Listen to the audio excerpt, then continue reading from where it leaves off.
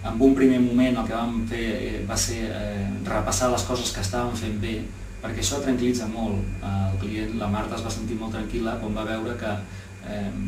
prendre decisions és complexa, que escollir una carrera és complexa, que a vegades les persones comencen una carrera i n'acaben i fan una altra, que això passa i és normal. I quan la Marta va entendre tot això, es va tranquil·litzar moltíssim i això va facilitar molt la continuïtat del procés de coaching. Una vegada la Marta va entendre que totes les persones prenem decisions i que a vegades no són les encertades a la primera,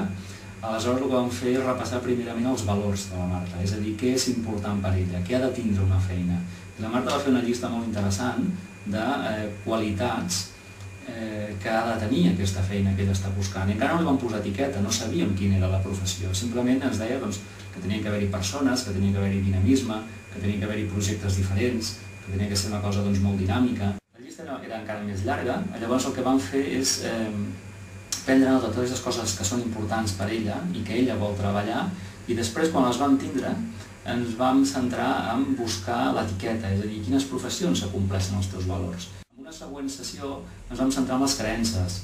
perquè ella havia manifestat en la primera sessió alguna creença de que és difícil treballar amb allò que t'agrada,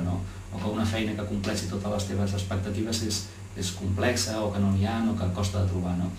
Aleshores, el que vam treballar és amb aquestes creences que són molt limitadores i que ens bloquegen i que ens treuen la motivació inclús abans de començar. En una tercera sessió vam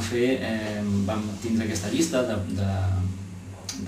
professions, d'opcions, i vam anar veient quines realment ella sentia que era més propera.